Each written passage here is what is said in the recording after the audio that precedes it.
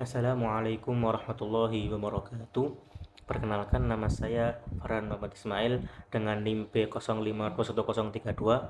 Di sini saya akan membuat video untuk tugas akhir mata kuliah pengantar ekonomi syariah dengan dosen pengampu Prof. Istadianta. Di sini saya akan menjelaskan sedikit tentang warisan itu apakah boleh untuk menjadi modal usaha kita di masa mendatang, seperti itu. Di sini saya akan sedikit menjelaskan tentang apa yang sudah saya pahami tentang warisan dari orang tua kita atau dari saudara kita yang telah meninggal, yang hartanya diberikan kepada kita. Lalu apakah harta tersebut boleh kita gunakan untuk modal usaha kita? Dalam kajian ilmu fiqih, definisi ilmu warisan atau ilmu faraid itu adalah ilmu tentang pembagian harta warisan sesuai dengan kaidah fikih, dengan memahami dan mengetahui hitungan untuk penyampaian bagian kepada ahli warisnya, seperti itu.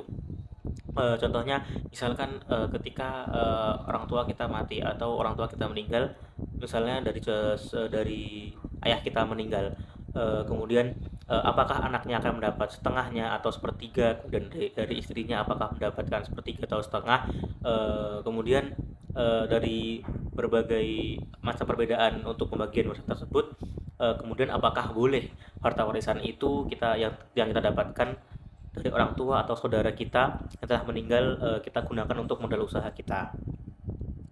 Kepemilikan harta itu hakikatnya adalah sebuah amanah dari Allah Subhanahu wa taala kepada seseorang hamba, sebab usaha yang ia lakukan, seperti itu.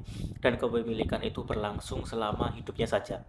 Ketika seseorang itu sudah meninggal dunia, eh, jasadnya sudah dikubur, kemudian nyawanya sudah diangkat oleh Allah, harta tersebut menjadi milik Allah kembali. Hanya saja hanya Allah hanya Allah yang berhak untuk menentukan perpindahan atau pengalihan hak kepemilikan kepada orang lain melalui syariat Islam, seperti itu. Eh, Rasulullah SAW bersabda, seseorang mayat akan diiringi oleh tiga hal, yang dua akan kembali dan yang satu akan ikut bersama dia, seperti itu, bersama dengan orang yang telah meninggal.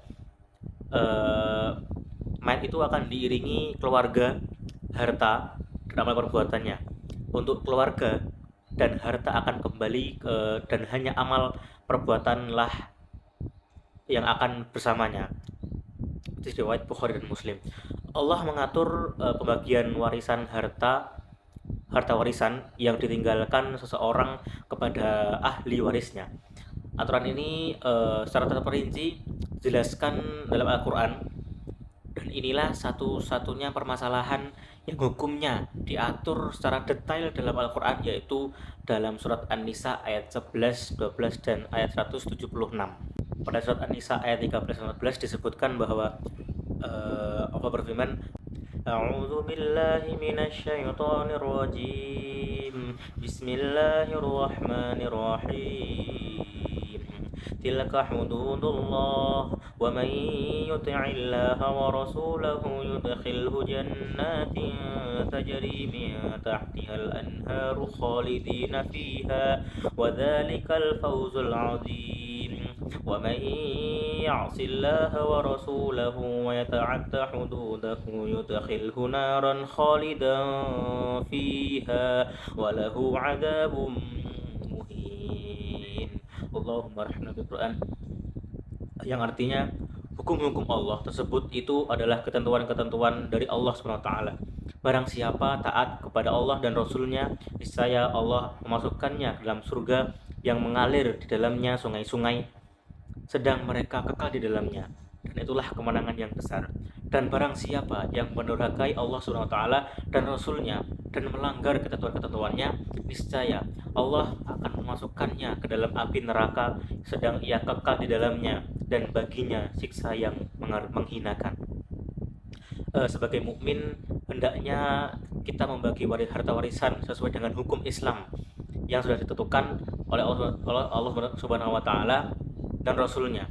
Dan ketika harta warisan sudah dibagikan kepada ahli waris, harta itu sudah menjadi milik masing-masing ahli waris yang bisa ia gunakan untuk apapun itu yang menjadi keperluannya, termasuk untuk modal usaha. Jadi ketika kita sudah mendapatkan harta waris dari orang yang telah meninggal, misalnya ayah kita atau ibu kita, maka harta tersebut sudah menjadi milik kita sepenuhnya. Jadi kita bebas mau menggunakan harta itu untuk apapun itu dalam konteks dalam konteks halal, untuk modal usaha, untuk membeli barang apapun, untuk membiayai anak kita sekolah dan apapun itu, kita bebas menggunakannya.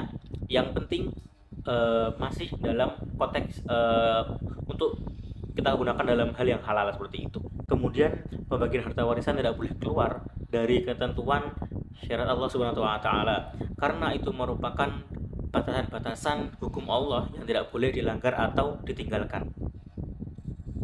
Bagi seorang muslim, mengabaikan syariat waris dalam pembagian harta warisan disebut dengan orang yang durhaka. Pelakunya akan dihukumi sebagai pemakan harta haram atau memakan harta anak yatim. Ada banyak yang bangkrut setelah menjadikan harta waris sebagai modal usaha. Ada banyak penyebabnya dari kebangkrutan tersebut.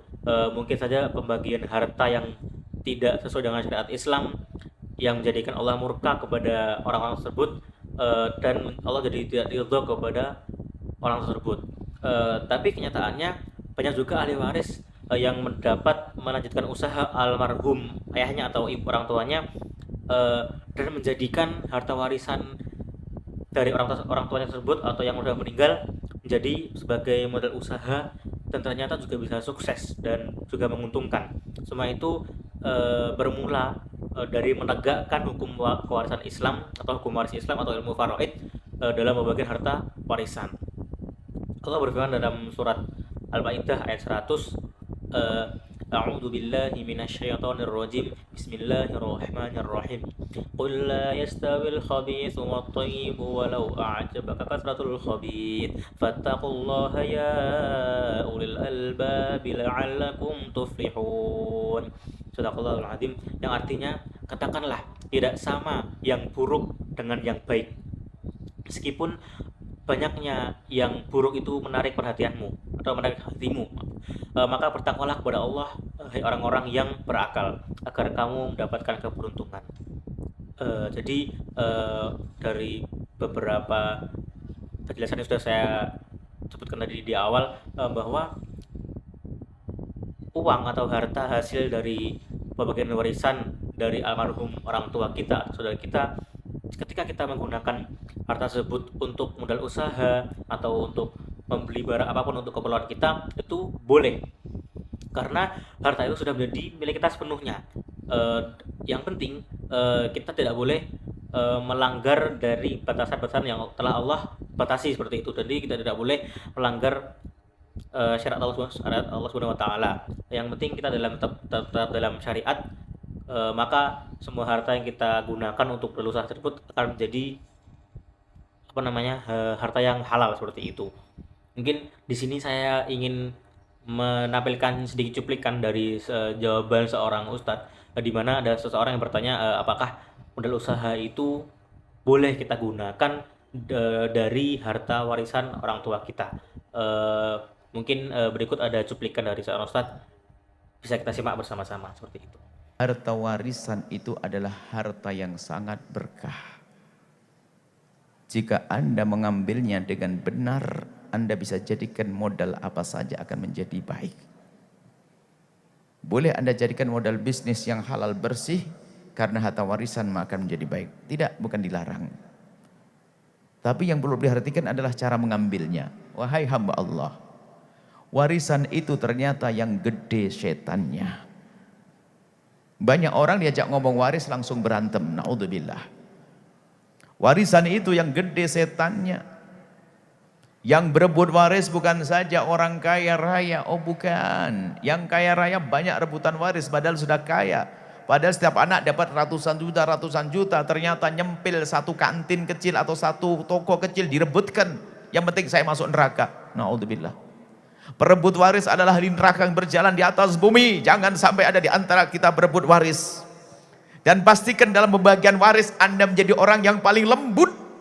Jangan mengangkat suara. Kalau mengangkat suara, setan telah duduk di ubun-ubun Anda, mengajak bermusuhan. Jangan ngangkat suara. Kalau ngangkat suara, tunjuk dialah iblisnya, akan menjadikan panas semuanya. Pembagian waris harus lembut.